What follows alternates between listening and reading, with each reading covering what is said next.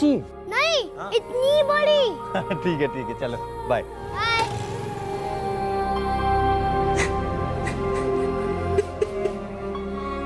Postmortem अभी होना बाकी है, आप आइडेंटिफाई कर लें।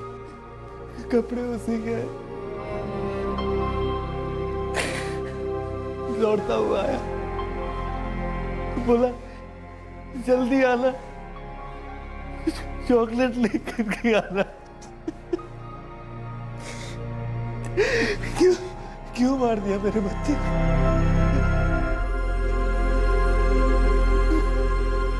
बॉडी काफी डिकम्पोज हो चुकी है, लगभग 8 से 9 दिन पहले मौत हुई होगी। जिस दिन अगवा हुआ उसी दिन मारा गया होगा। पूरी पॉसिबिलिटी है। इंस्पेक्टर, बच्चे को डुबोया गया था, चॉक्ड। Sexual assault? नो, उसके कोई निशान नहीं है। हम बच्चे को बचा नहीं पाए, जो आदमी इसे ले गया था उसे ढूंढ नहीं पाए।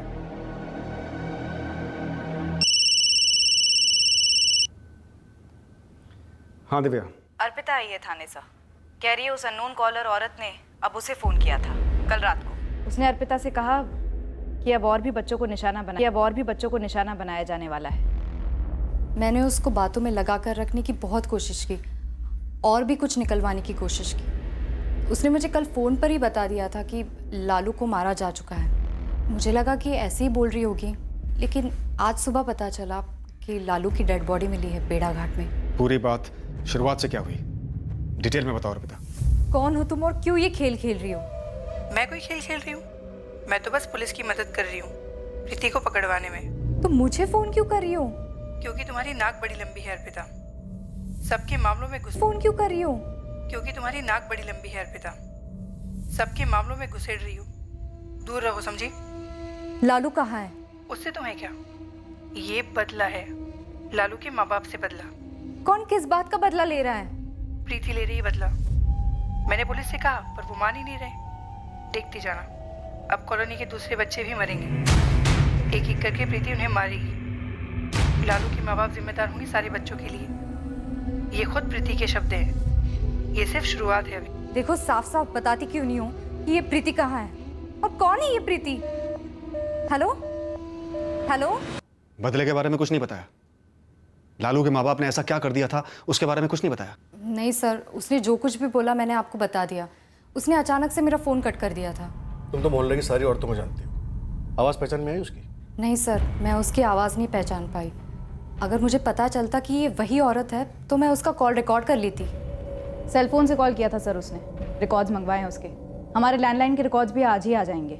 गुप्ता परिवार शोक में है अर्पिता, लेकिन हमें उनसे बात करनी है, ये जानने के लिए कि बच्चे को क्यों मारा किसी ने और ये किस बदले।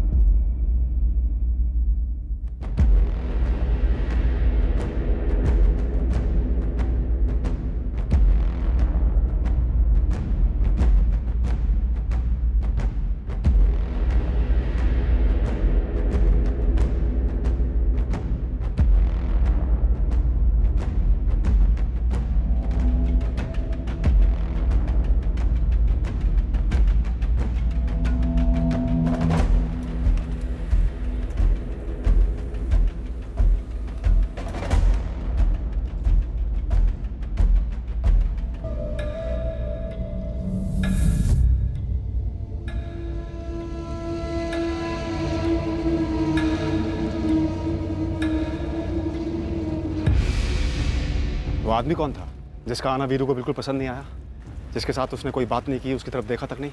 जितेंद्र गुप्ता, हमारे चाचा जी। और वीरू भैया को लगता है कि इन सबके पीछे वो हैं। और हम आपसे कब से पूछे जा रहे हैं किसी पे कोई शक है, किसी पे कोई शक है, तब तो आपने कुछ नहीं बताया। सर इसलिए नहीं बताया कि हमें लगा ही नहीं कि चाचा जी कभी ऐसा कुछ कर सकते हैं।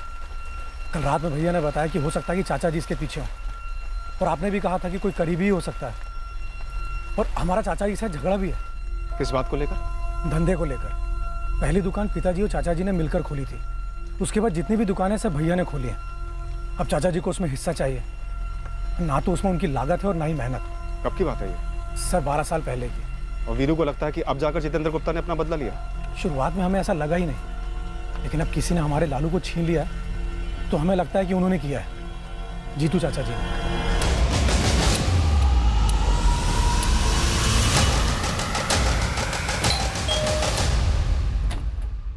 गिरीश सिंह। हाँ जी। 4447809887 नाम तो मेरा है, लेकिन नंबर मेरा नहीं है सर। फोटो तो तुम्हारा है। हाँ, लेकिन सर 5 जून को तो मैंने कोई सिम कार्ड खरीदा ही नहीं है, तो फिर मेरी फोटो कैसे आई? इसका जवाब तो तुम ही दो। फोटो तुम्हारा लगा है। हाँ सर, लेकिन मुझे कुछ नहीं पता, ये मेरा नहीं है। ये मेरे नाम पर और एक नंबर, वो भी 5 जून को। देखिए सर, मेरे पास मेरा एक ही नंबर है, इसके अलावा कोई है ही नहीं। एक तीसरा नंबर भी है। तो सर ये हो क्या रहा है? मतलब मेरे ही नाम पर 5 जून को ही 3 नंबर लिए किसी ने। करते क्या हो तुम? सर मैं आरके इलेक्ट्रिकल कंपनी में सुपरवाइजर हूँ। मेरे पास 2 नंबर है, एक तो कंपनी ने दिया हुआ है और एक मेरा पर्सनल नंबर है। इन 3 नंबर के साथ मेरा कोई लेना देना ही नहीं है सर। वीरू ने मेरा नाम लिया। वीरू ने कहा कि मैं ऐसा कर सकता हूँ। क्या आपने ऐसा किया जितेंद्र जी? लालू मेरे पोते जैसा था मैडम। बहुत दुख हुआ है सुनकर कि वीरू ने ये मान लिया कि मैंने, उसके सगे चाचा ने उसके बेटे को अगवा किया और उसे मार दिया। हमें पता चला आप 1 जून से 4 जून के बीच में जबलपुर में नहीं थे। मेरी पत्नी की रिश्तेदारी में एक शादी थी इंदौर में। पूरे परिवार के साथ वहाँ गया था। वापस लौटा तो पता चला कि लालू गायब है। कैसे पता चला? वीरू या सुरेन ने फोन करके बताया? फ़ोन किसी का नहीं आया था, दूसरे रिश्तेदारों और दोस्तों से पता चला। वैसे हमारे बीच फ़ोन कभी होता नहीं है ज़्यादा। हाँ, एक तनाव है ज़रूर। तनाव? हाँ, तनाव, वही धंधे को लेकर। मैडम एक बात कहूँ, मैं वीरू से सिर्फ 12 साल बड़ा हूँ। चाचा कम, भाई जैसा रहा हूँ। बचपन में साथ में खेले कूदे हैं। सोचकर बड़ा अजीब सा लग रहा है, उसने मेरा नाम लिया। क्या आपने वीरू को दर्द देने के मकसद से ये किया? फांसी पर चढ़ा देना मैडम।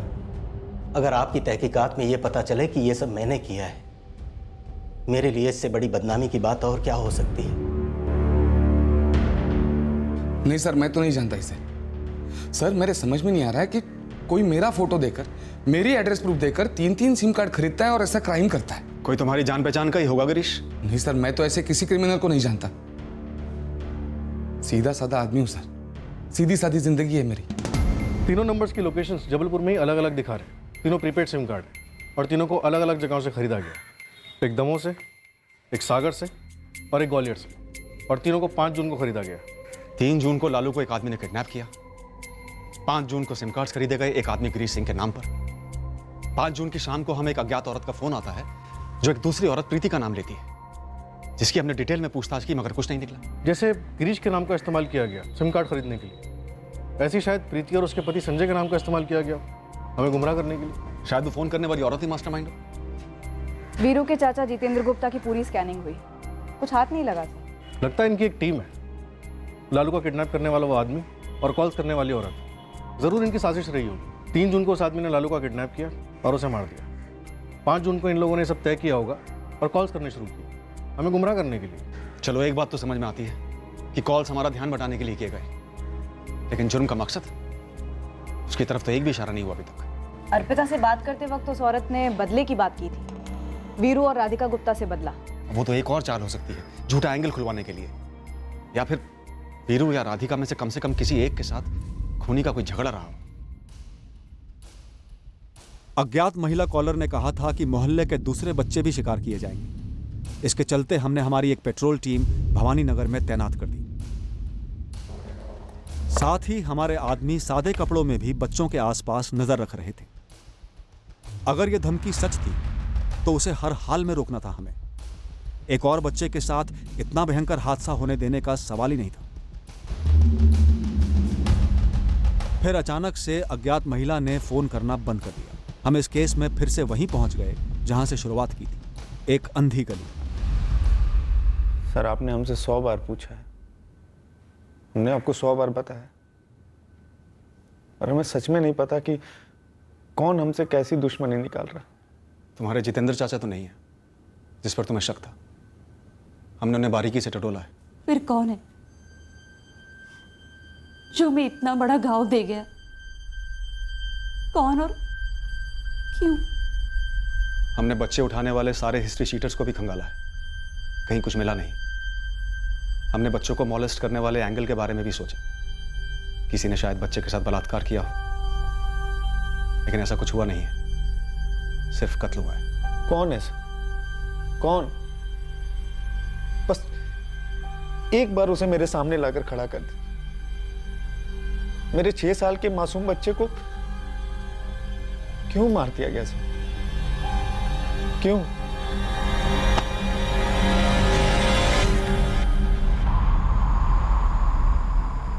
देखो बच्चों, मुझे मालूम है कि तुम लोगों ने कुछ नहीं देखा कि लालू किस अंकल के साथ गया था, लेकिन लुका छिपी खेलते हुए लालू कहाँ छुपा था मालूम है? कुछ याद है? 1 2 3 4 5। नहीं अंकल, हम सब खुद कर छुपने में लगे थे, तुम्हारा ध्यान लालू पर ही गया ही नहीं। बाद में मिला ही नहीं तो पता ही नहीं चला लालू कहाँ छुपा था। साहब, कॉलोनी में 134 परिवार है, हर परिवार के हर बंदे की कुंडली निकाली, कहीं से कुछ सामने नहीं आया। हिस्ट्री शीटर्स के बीच भी इस केस को लेकर कोई बात नहीं हो रही? बिल्कुल सन्नाटा है साहब, कोई चू तक नहीं कर रहा है। इसमें किसी हिस्ट्री शीटर का हाथ नहीं लग रहा है। तो फिर किसका हाथ है? मकसद क्या है इस कत्ल का? कोई निजी मामला नहीं, कोई विकृत मामला नहीं। एक बच्चे को एक मोहल्ले से एक आदमी ले जाता है, एक औरत हमको फोन करके यहाँ वहां दौड़ाती रहती है, फिर बच्चे की लाश मिलती है, वो औरत हमें फोन करना बंद कर देती है और हम वहीं के वहीं धरे के धरे। सेक्सुअल असॉल्ट बिल्कुल ही नहीं हुआ, कोशिश तक नहीं हुई? जी नहीं, मैंने 2 बार कंफर्म किया है पोस्टमार्टम करने वाले डॉक्टर के साथ। केस फाइल में लिखा है कि बच्चे ने अपने फादर से उस सुबह घूमने जाने की बात की थी और लौटते वक्त चॉकलेट लेकर आने की बात की थी। जी हाँ, लालू ने अपने फादर से चॉकलेट लाने के लिए कहा था। मैंने ऐसे काफ़ी केसेस स्टडी किए हैं जिसमें किडनैपर ने बच्चे को चॉकलेट का लालच देकर किडनैप किया है, पर ज़्यादातर केसेस में किडनैपर विक्टिम का कोई करीबी या पहचान वाला रहा है। वही तो हमारी प्रॉब्लम है, हमने भी वहीं से शुरुआत की है, जीरो से, कि किडनैपर बच्चे का कोई परिचित हो, जिसकी बच्चे के माँ बाप से कोई दुश्मनी हो, या फिर कोई सरफिरा विकृत रिश्तेदार जो बच्चे को मॉलेस्ट करना चाहता हो, शिकार करने के लिए निकला हो। लेकिन यहाँ तो बस बच्चे को ले जाया गया। मुझे लगता है इस केस का बच्चे और उसके पेरेंट्स से कोई कनेक्शन है ही नहीं, कहीं का गुस्सा कहीं और निकाला है लालू गुप्ता पर, बिना किसी कनेक्शन। हाँ, रैंडम एंगल के बारे में सोचे भी तो हमारे पास है क्या? सिर्फ एक सीसीटीवी फुटेज उस आदमी का जिसमें सिर्फ उसके पैर दिख रहे हैं। पहले के 2 कॉल्स आपको किए गए पुलिस स्टेशन के लैंडलाइन पर, और तीसरा मोहल्ले की सोशल वर्कर अर्पिता चौहान को किया गया। हेलो, अर्पिता चौहान? जी, आप? उसी को क्यों किया गया, बच्चे के पेरेंट्स को क्यों नहीं? बच्चे के माँ बाप के फोन हमने सर्विलेंस पे रखे थे, शायद इसलिए। नहीं, मुझे नहीं लगता कॉलर को सर्विलेंस का डर है, नहीं तो वो पुलिस स्टेशन के लैंडलाइन पर फोन नहीं करती।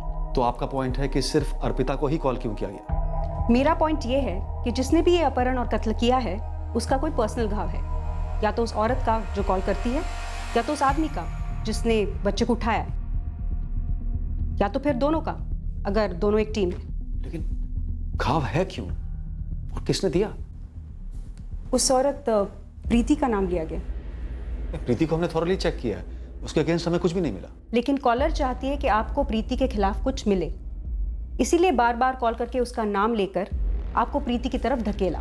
मे बी बच्चे और उसके पेरेंट्स से कल्प्रिट का कोई लेना देना है ही नहीं, और शायद प्रीति और उसके हस्बैंड से कल्प्रिट का कोई लेना देना ज़रूर है, कोई एनिमिटी, डीप गुस्सा।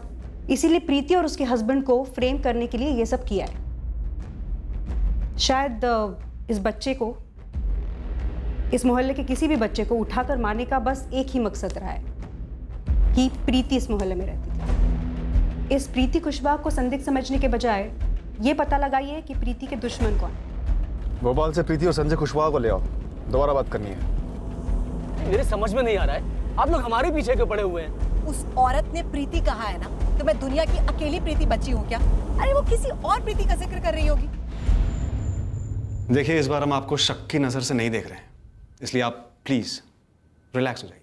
रिलैक्स? इस पुलिस स्टेशन में, वो भी तब जब हमें सारे कामकाज के बीच से उठाकर लाया गया हो। संजय, प्रीति, आप दोनों प्लीज मेरी बात ध्यान से सुनिए और याद कीजिए, जब आप लोग यहाँ भवानी नगर में रहते थे तब किसी से कोई झगड़ा हुआ था?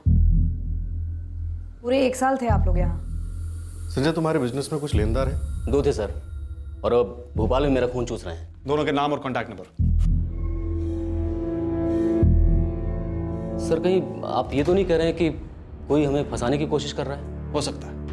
प्रीति, तुम्हारा किसी के साथ कोई झगड़ा? नहीं, मैं तो ज्यादातर घर पे ही रहती थी।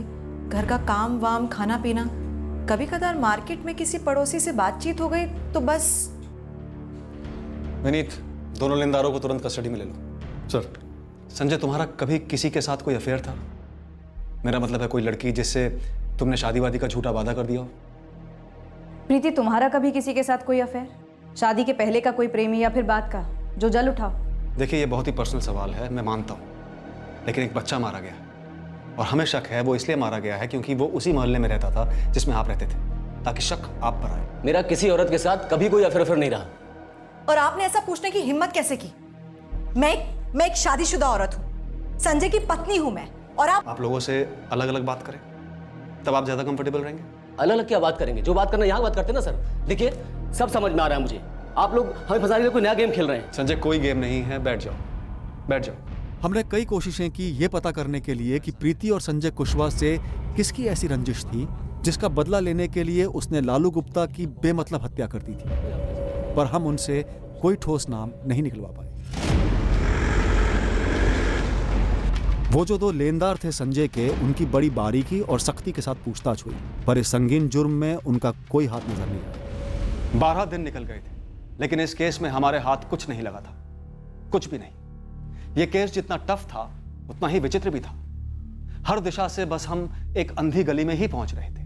कभी कभी सबसे भयंकर और क्रूर किस्म के जुर्मों के लिए भी क्रिमिनल्स के पास अपनी एक जस्टिफिकेशन होती है, अपना एक पक्ष होता है, और कुछ केसेस में मुजरिम को जुर्म करके पुलिस से एक कदम आगे रहने में एक विकृत मजा आता है। खुशी मिलती है उन्हें यह सोचकर कि उन्होंने कानून को चकमा दे दिया और आजाद घूम रहे हैं, और इसी खुशी के खुमार में वो अपने खेल के नियम फैलाने लगते हैं। इस जुर्म में भी मुजरिम के पास एक ठोस मकसद था। उसने अपनी अगली चाल चली। एक और कॉल आया और इस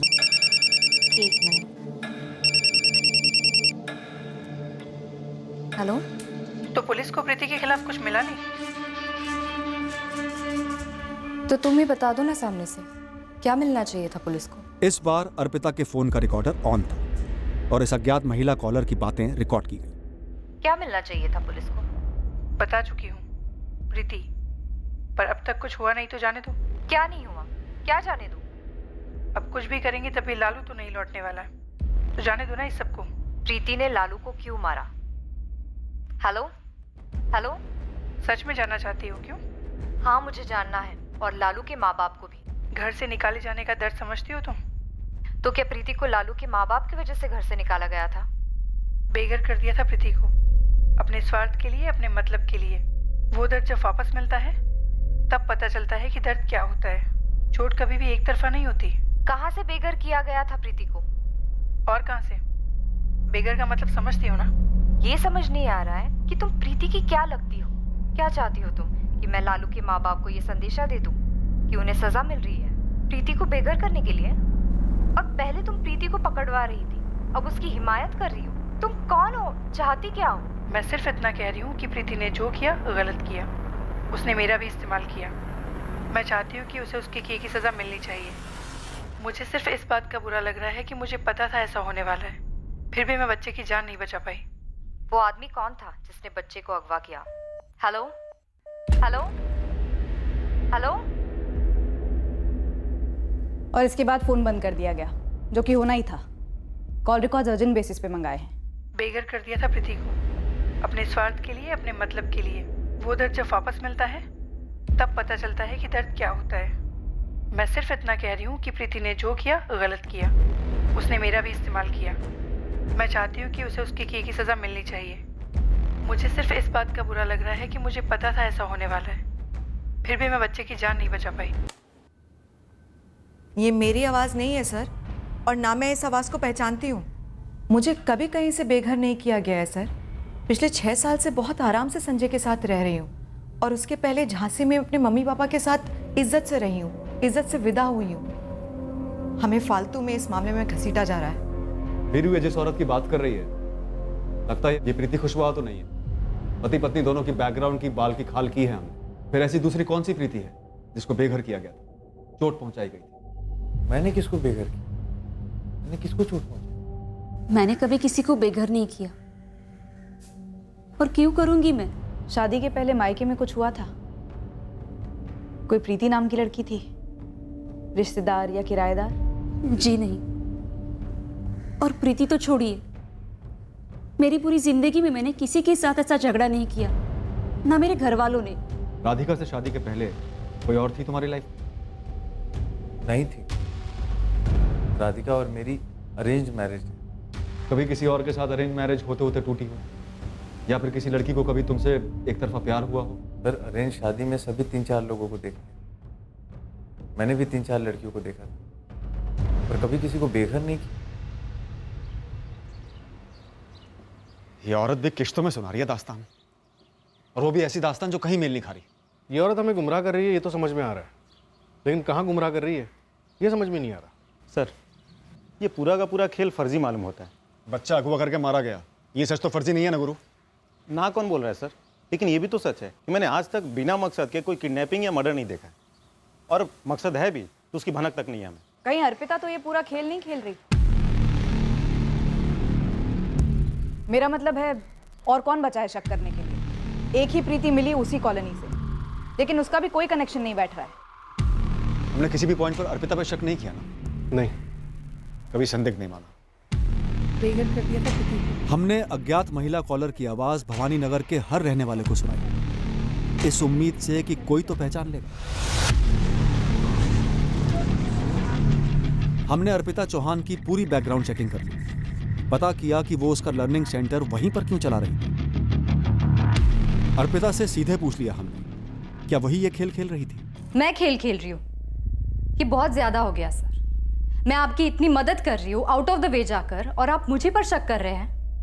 आपने मेरे माँ बाप को फोन किया था मेरे बारे में पूछने के लिए कि मैं लर्निंग सेंटर यहाँ क्यों चला रही हूँ? हाँ अर्पिता, किया था हमने तुम्हारे पेरेंट्स को फोन, क्योंकि हमें ये बात बहुत अजीब लगी कि तुम एक अच्छी खासी लाइफ छोड़कर यहाँ बच्चों के लिए लर्निंग सेंटर क्यों चला रही हो। इसमें अजीब लगने वाली क्या बात है सर? आपको ऐसा तो नहीं लग रहा है ना इस सोशल वर्क के पीछे मेरी कोई बुरी शादी है? शायद मैंने अपना बच्चा खोया है, बहुत दुख दर्द है मेरी जिंदगी में। अगर आप ऐसा सोच रहे हैं तो ऐसा बिल्कुल नहीं है सर। मुझे बच्चे पसंद है, सोशल वर्क करना पसंद है, इसीलिए मैंने ये लर्निंग सेंटर यहाँ पे खोला है। मुझे जैसे लोग होते हैं, नॉर्मल होते हैं, और मैं कोई पागल नहीं हूँ जो अपने मोहल्ले के किसी बच्चे को उठवा कर उसको मार दूँ, वो भी वो बच्चा जिसे मैं अच्छी तरीके से जानती हूँ, और कोई दूसरी औरत से ऐसे कॉल्स करवाऊँ। सर बाकी की सारी चीज़ें साइड में, आप थोड़ा सा तो कॉमन सेंस इस्तेमाल कर सकते थे मुझ पर शक करने से पहले। अर्पिता, इस केस में ना तो हम अभी तक कल्प्रिट के बारे में कुछ जान पाए हैं और ना ही मोटिव के बारे में। हमारे पास एक भी सुराग नहीं है। सालों में पहली बार आज किसी केस को लेकर इतना बेबस महसूस कर रहे हैं। मैं सब पर शक है, इसलिए तुम पर भी शक हुआ। सॉरी। एक ब्रेक थ्रू है। गुरु को प्रीति नाम की लड़की के बारे में पता चला, जो उस मोहल्ले में 2 साल पहले रहा करती थी। उसे भी बेघर किया गया था। कौन है ये प्रीति? जब जमुना ने हम लोगों से बोला ना, तब हमें ख्याल आया। तीसरी गली के दूसरे घर में रहती थी वो वाली प्रीति, पर पूरा नाम क्या था वो हमें पता नहीं था। वो बाबूराम जी है ना, उनके मकान में भाड़े पर रहती थी। उसे घर से किसने निकाला था? वीरू और राधिका ने? सर हम सब ने मिलकर ही निकाला था, और मकान मालिक को फोन कर दिया था और वो आ गए थे। तुझे याद है वो वाली प्रीति जो घर से धंधा करती थी और जिसे पुलिस पकड़ के ले गई थी? तो ये प्रीति घर से धंधा करती थी, इसलिए आप लोगों ने उसे घर से निकाल दिया या निकलने को कहा? हाँ सर, उसे 6 महीने की जेल भी हुई थी।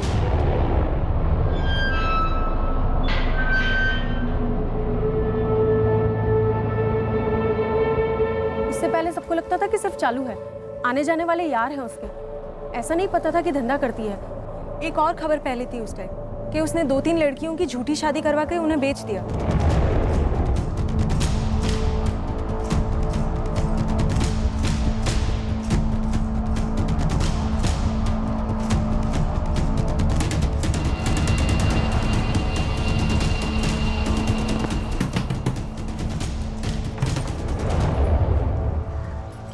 अब भी क्या बिगर खाली कर और निकल हमारे मोहल्ले से। तुरंत सामान बांधना शुरू करो और निकल यहाँ से। अच्छा, तुम्हारे बाप का खाती हूँ, किराया देती हूँ, वो भी पूरे का पूरा। तुम लोग होती कौन हो मुझे इस घर से निकालने वाली? हम इस मोहल्ले के शरीफ घरों की शरीफ औरतें हैं। यहाँ पर वैश्या धंधा चलने नहीं देंगी तुम्हारा। अपनी शराफत अपने पल्लू में बांधकर अपने घर पे रखो। मेरा मूड खराब मत करो, फुटो यहाँ से। तू चल बारा, तेरे को दिखाती हूँ मैं। हाथ किसको लगा दिए? कसम, मेरा हाथ उठा ना तो यही के यही सबके सब रेंगे लगेंगी। मैंने इतनी मार खाई और इतनी मार मारी है ना कि कसम से 10 जन्म तक तुम लोग मेरा मुकाबला नहीं कर पाओगी। समझ गई? निकलो यहाँ से। तू यहाँ से निकल और कहीं और जाके मारपीट कर। हम तुझे यहाँ नहीं रहने देंगे और हमने मकान मालिक बाबूराम जी को भी बुला लिया है। ए, जो भी नाम है तेरा, तेरे घर पे आती हूँ धंधा करने। तेरे पति को बहलाया फुसलाया मैंने। ए, हमें ऐसे वैसे लोग नहीं चाहिए इस मोहल्ले में। तुम्हारे कस्टमर्स आते जाते रहते हैं। हमारे छोटे बच्चे हैं, उन पर क्या असर होगा इस गंदे माहौल का? तू अपना सामान समेट और निकल यहाँ से। फिर मकान मालिक बाबूराम जी आए और उसे घर से निकलना ही पड़ा। बहुत गुस्से में निकली थी वो यहाँ से। हाँ, उसने तो मारपीट की धमकी भी दी थी। हे राम, कहीं उसी ने तो नहीं किया ये सब? नहीं सर, इन सब के बीच में मैंने उसे कभी कुछ नहीं कहा। मैंने भी नहीं कहा। मुझे तो ये सारी बातें काफी बाद में पता चली और उस वक्त तो मैं यहाँ थी भी नहीं। जो आवाज हमने आपको सुनाई थी वो प्रीति की हो सकती है? सर 2 साल पहले की बात है, आवाज कैसे याद रहेगी? मकान मालिक बाबूराम का नंबर और एड्रेस दीजिए। मोहल्ले की बाकी औरतों ने उस प्रीति को घर से निकाला। उस वक्त तो हम वहां थे भी नहीं। पूरे मोहल्ले से बदला लेने की उसने हमारे बच्चे को निशाना बनाया। सर मुझे पता होता कि वो धंधा करती है तो मैं उसको मेरा घर किराए पे क्यों देता? और दिया भी तो बिना किसी एग्रीमेंट के। कोई फोटो, कोई एड्रेस, कोई फोन नंबर, कुछ तो होगा तुम्हारे पास। सर जब घर से ऐसे ही निकाल दिया तो एग्रीमेंट, नंबर वो सब रख के क्या करता? फेंक दिया। तुम्हारे पास कैसे आई थी? कोई तो होगा जो उसके बारे में जानता होगा।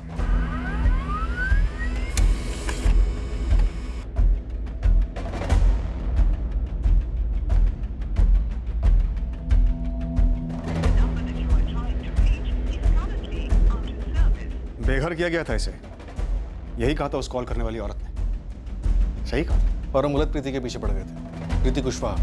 और इस गलत प्रीति की तलाश में हम भोपाल तक पहुंच गए, जबकि ये असली प्रीति ये ले गई होगी लालू को भोपाल। और भोपाल में इस वाली प्रीति की तलाश करते हैं। शायद वो कॉलर ये प्रीति ही हो जो मैं गलत प्रीति के पीछे भेज रही थी। पता होगा उसे कि प्रीति कुशवाहा यहाँ जबलपुर में भवानी नगर में रहती थी और अब पिछले 1 महीने से भोपाल में रहती है, तो हमें वहाँ भेज दिया। उसे यहाँ की भी सारी जानकारी होगी। पॉइंट। तो भोपाल, जबलपुर जहां भी हो, ढूंढ निकालते हैं इस प्रीति को। यही हमारी कल्प्रिट है। पहले लालू पर गुस्सा निकाला, फिर मोहल्ले के दूसरे बच्चों को मार डालने की धमकी दी। सारे पुलिस स्टेशन में डिटेल भेज दो, हो सकता है दोबारा कभी गिरफ्तार हुई हो धंधा करते वक्त।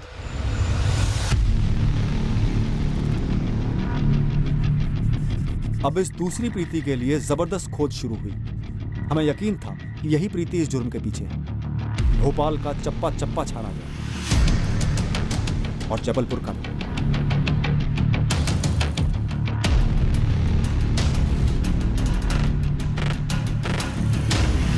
इस प्रीति के व्यवसाय की जानकारी होने के कारण हमने राज्य भर के रेड लाइट एरियाज को टारगेट किया, इस उम्मीद से कि प्रीति हमें यहीं कहीं मिल सकती है।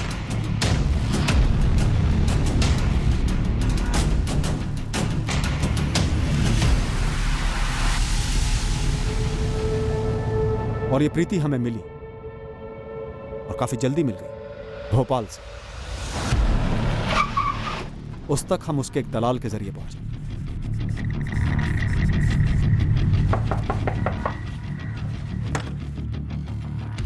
जी?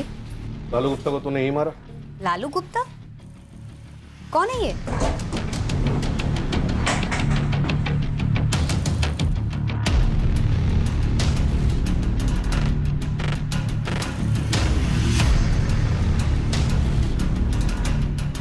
अरे मैडम, आप किस लालू गुप्ता की बात कर रही हैं?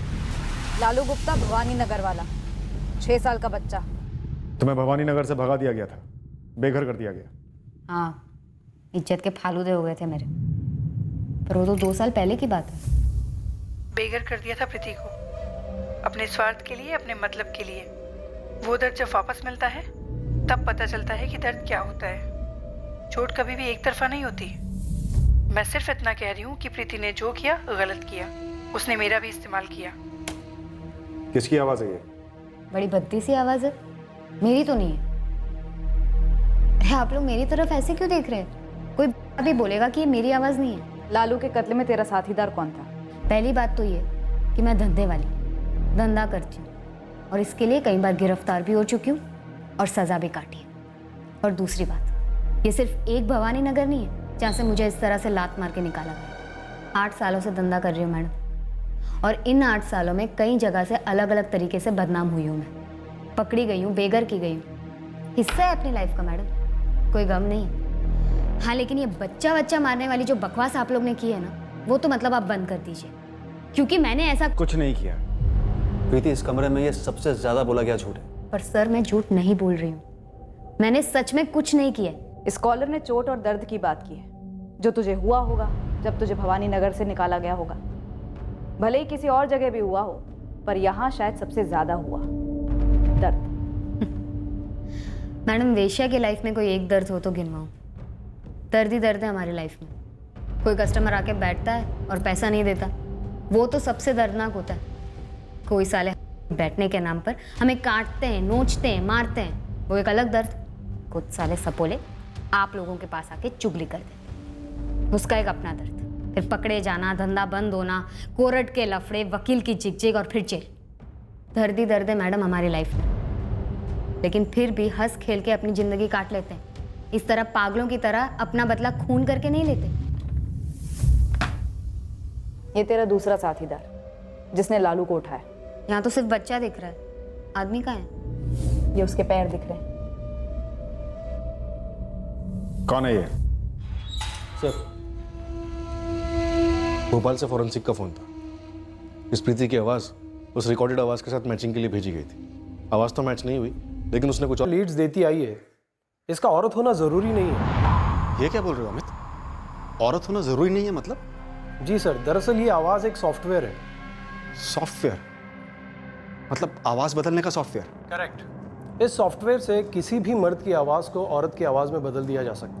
आप चाहें किसी भी आवाज़ में बात करें, ये ऐप या ये सॉफ्टवेयर उसकी फ्रीक्वेंसी को इस तरह से मॉड्यूलेट करता है कि सामने वाले को औरत की आवाज़ ही सुनाई दे। जस्ट वेट सर, मैं आपको डेमोन्स्ट्रेशन देता हूँ। Just wait.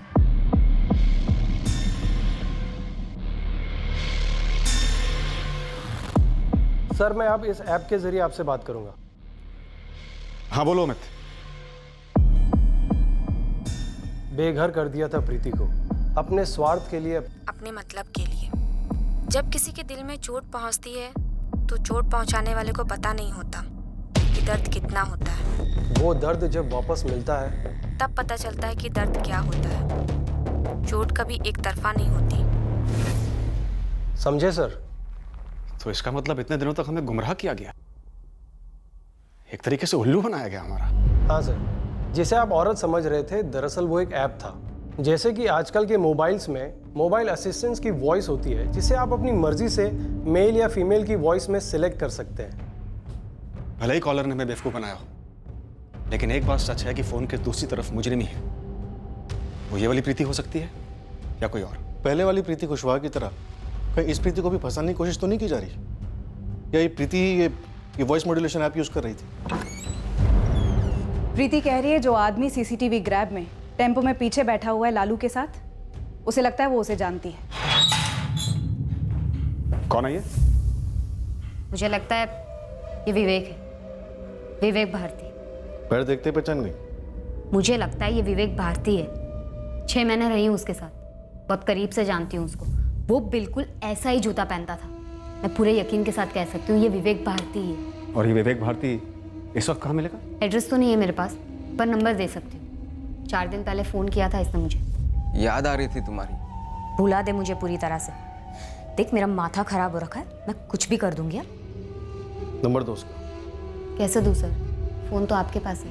पीसीओ से फ़ोन करना, किसी सेल्स वेल्स कंपनी का नाम ले लेना, उसे बिल्कुल भी शक नहीं होना चाहिए। तो क्रेडिट कार्ड कंपनी का नाम सुनते ही फ़ोन काट दिया विवेक ने। वो तुम्हारे साथ दोबारा रिश्ता जोड़ना चाहता है ना? हाँ, पर 1 नंबर का बीमार है।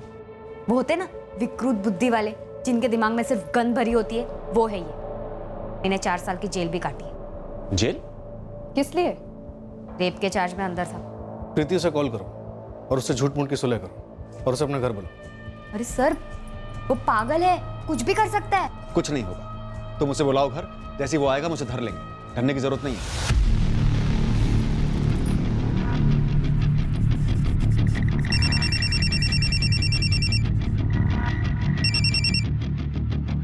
हेलो प्रीति।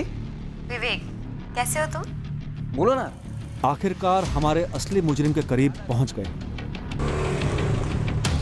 उसे चालाकी से प्रीति के घर लाया गया, जहां हमने उसके लिए जाल बिछा रखा था।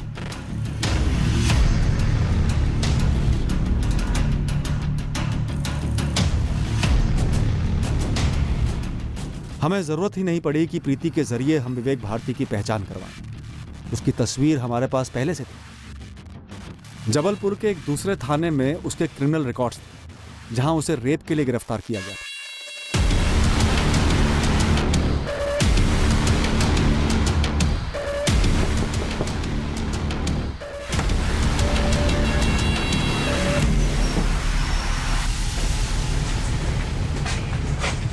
इसके पहले कि हम विवेक भारती को लालू गुप्ता मर्डर केस के बारे में इंटेरोगेट करते, हमें उसके अतीत का पता चला कि यह आदमी वाकई में एक विकृत दिमाग वाला है, जिसे सेक्स का अजीब सा एडिक्शन था।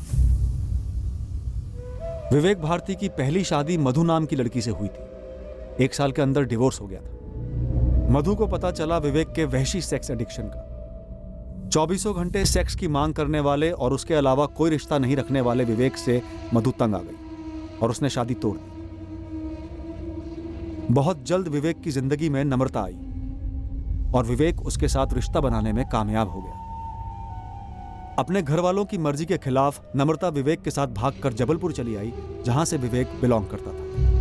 नम्रता को बहुत जल्द पता चलने वाला था विवेक के एडिक्शन के बारे में। नम्रता भी विवेक की असलियत जानकर विवेक को छोड़कर भाग गई, पर विवेक ने उसका पीछा नहीं छोड़ा। वो उसके पीछे पागलों की तरह पड़ा रहा, उसे परेशान करने लगा। इसके चलते नम्रता ने विवेक के खिलाफ बलात्कार की शिकायत की और विवेक ने 4 साल जेल में बिताए। मुझे मालूम था ये विवेक जेल से निकला है, क्योंकि मैं भी उसी टाइम पे जेल से निकली थी। मेरी फ्रेंड है वंदना, उसने मिलवाया था मुझे इस विवेक से। उसका पति विवेक के साथ जेल में था। कैसा आदमी है ये विवेक? पागल तो है ही, जैसे मैंने आपको बताया, पर एक बात है सर, काफ़ी अच्छे खानदान से, पढ़ा लिखा है। सागर में रहते हैं उसके भाई बहन, पुश्तैनी ज़मीनें, हवेली, सब कुछ है। माधव बता रहा था कि कोई सेल्समैन का काम करता है ये विवेक, लेकिन काफ़ी तगड़ी पार्टी है। लेकिन वंदना, वो रेप चार्ज में अंदर गया था ना? अरे रेप वेप कुछ नहीं किया बंदे ने, कमीनी गर्लफ्रेंड थी उसकी, पीछा छुड़ाने के लिए चार्ज लगा दिया और गया 4 साल के लिए अंदर। तू देख ले प्रीति, उसे औरत चाहिए। तू अब भी निकली है जेल से, कहाँ वापस धंधा वंदा जमाएगी। और इतना ज़रूर बता दूँ, तुझे संभालने की अच्छी औकात रखता है वो, पुश्तैनी पैसे है उसके पास। उनकी बात बिल्कुल सही थी मैडम, पैसों की कमी नहीं थी, पर एक नंबर का सरफिरा है, पागल है बिल्कुल। सेक्स के मामले में क्योंकि कंपटीशन लग जाए ना तो ओलंपिक जीत के आए, आधे आधे घंटे पे तलब लगती थी। उसके लिए ना लाइफ में और कुछ मायने नहीं रखता था इसके अलावा। अब भी क्या यहाँ से निकल, भाग यहाँ से। पागल, मेरी बात तो सुन प्रीति, अच्छी खासी देखभाल तो करता हूँ तेरी, थोड़ा सा थोड़ा सा 4 पैसे क्या देता है दाल रोटी के, समझ के क्या रखा है? मशीन हूँ मैं, हाँ, या कोई साइकिल हूँ जो चढ़ गया चलाने लगे? प्लीज मुझे घर से बाहर मत निकाल प्रीति, प्लीज। ड्रामा मत कर, बहुत आए तेरे जैसे, बहुत देखे मैंने, समझ गया? अब भी क्या यहाँ से नहीं निकला ना तो पुलिस में जाके रेप चार्ज ठोकूंगी। चल निकल। ऐसा मत बोल प्रीति, ऐसा मजाक में मत बोल प्लीज। देख, समझने की कोशिश कर प्रीति, ये तेरी जरूरत है। तेल लगाने गई तेरी जरूरत, जाके ना किसी दीवार से चिपक जा। अरे परे है तू, बीमार साले। निकल यहाँ से, निकल। प्रीति, मेरे को घर आने देना। फिर से आ गया? खुद का दिमाग तो सड़ा चुका था ये, अब मेरा दिमाग सड़ाने पर तुला था। हेलो, बोला था ना तेरे से फोन मत करना। फोन कर करके दिन रात दिमाग चाटता था मेरा। 1 महीने से शांत था, फोन वोन कुछ नहीं, पर अभी 4 दिन पहले फोन आया था कमीने का। मुझे तो लगता है मैडम वो पूरी तरह से हो चुका है, बच्चे को मार डाला और अब लड़की की आवाज निकाल के मुझे फंसाना चाहता है। और तुम्हें पता ही नहीं कि उसने बच्चा उठाया नहीं उठाया? सर पता होता तो चुप नहीं बैठती, एक बार फोन करके आपको वार्निंग जरूर देती।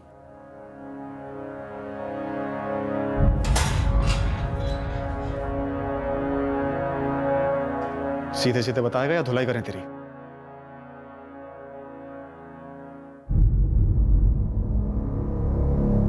उसने रेप चार्ज की धमकी नहीं देनी चाहिए थी। उस प्रीति ने, पहले नम्रता ने फंसाया, फिर ये प्रीति। समझ क्या रखा है?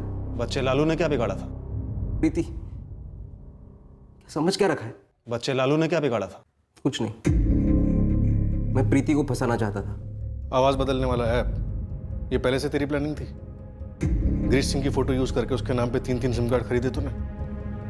बच्चे को मारने के बाद मुझे समझ नहीं आ रहा था कि मैं ये बात प्रीति तक कैसे पहुंचाऊं। फिर एक रद्दी की दुकान में एक पुराने लाइसेंस के साथ मुझे उस गिरीश सिंह का फोटो मिला, और वॉइस ऐप मेरे पास पहले से ही था। बच्चा लालू तेरे साथ चुपचाप आ गया था, चिल्लाया विल्लाया नहीं? उसे चॉकलेट चाहिए थी।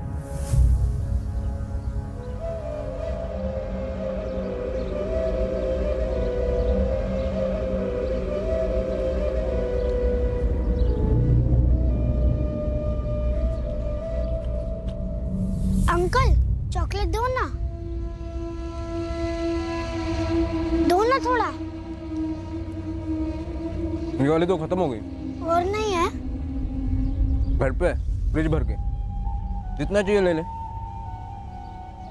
फॉरेन की है, इंपोर्टेड। चाहिए? हाँ। तो चल मेरे साथ। अंकल आपका घर ज्यादा दूर तो नहीं है ना? नहीं नहीं, पास में ही है।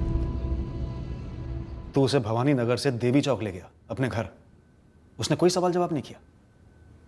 हंसते खेलते आ गया मेरे साथ। उसे चॉकलेट दी तूने? जलेबी खिलाई। आजा बेटा,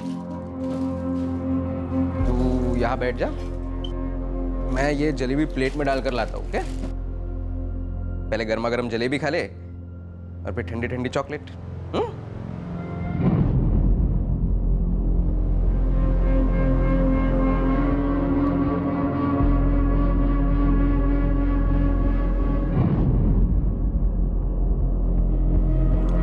अंकल अब जल्दी से मुझको चॉकलेट दे दो, फिर मुझे घर भी जाना है।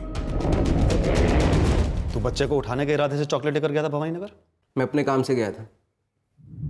चॉकलेट खाना तो मुझे खुद को पसंद है, और जब बच्चे ने सामने से चॉकलेट मांगी तब मैंने सोचा ये अच्छा तरीका है प्रीति को सबक सिखाने का। बच्चे को मारकर, एक मासूम बच्चे की जान लेकर। हाँ, पहले ये जलेबी वाले हाथ धो लो, फिर चॉकलेट देता हूँ, ठीक है?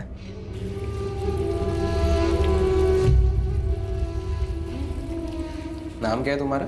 वैसे तो मेरा नाम ललित है, लेकिन सब लोग मुझे प्यार से लालू बुलाते हैं।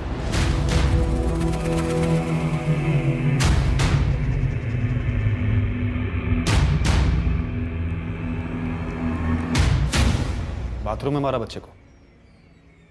बाल्टी में डुबोकर? लाश को कब ठिकाने लगाया? उसी रात को।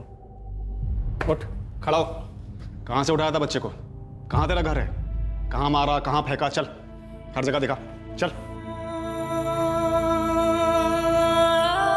लालू के माँ बाप वीरू और राधिका और पूरा भवानी नगर इस केस की असलियत जानकर सुन पड़ गए। हमने विवेक भारती की लगातार पूछताछ की, यह पक्का करने के लिए कि प्रीति का इस मर्डर में कोई हाथ था या नहीं। आखिर में हमने प्रीति को छोड़ दिया, उसके खिलाफ हमें कुछ नहीं मिला। उसी लगातार पूछताछ में हर बार विवेक अपने बयान पर अड़ा रहा कि लालू खुद चलकर उसके पास आया था। 6 वर्षीय लालू की मासूमियत ने उसे एक अजनबी से चॉकलेट मांगने से रोका नहीं, और वो उस चॉकलेट की चाह में उस अजनबी के घर तक बिना किसी शक या संकोच के। हमने विवेक की दिमागी हालत जानने के लिए टेस्ट करवाए, और टेस्ट के सारे रिजल्ट्स नॉर्मल आए हैं। सड़क पर चलने वाले किस आदमी के दिमाग में भूचाल आया हुआ है? किसके दिमाग में अजीब, विकृत और भयंकर ख्याल उमड़ रहे हैं? इसे पता लगाना, इसको भांप पाना मुश्किल है। बच्चों के लिए तो यह लगभग नामुमकिन सा है। उनकी मासूम नज़रें दुनिया को बिल्कुल प्योर और साफ सुथरा समझती हैं। इसीलिए वो सबसे ज़्यादा असुरक्षित होते हैं और जुर्म के लपेटे में आसानी से आ जाते हैं। ये बहुत दुखद है, भयंकर है ये, जब कोई अपना दुखड़ा रोते किसी पर फ्रस्ट्रेशन निकालने के लिए ऐसे ही राह चलते एक बच्चे को उठाकर उसकी जान लेकर उसे एक साधन बना लेता है अपने बदले का। अक्सर हमें लगता है कि सिर्फ क्रिमिनल को पकड़ने के परे जा पाते हम। काश क्रिमिनल इरादे को पकड़ पाते हम, इससे पहले कि वो जुर्म का लावा बनकर उमड़ पड़े। अगले हफ्ते फिर मिलेंगे एक नए केस के साथ। क्राइम पेट्रोल से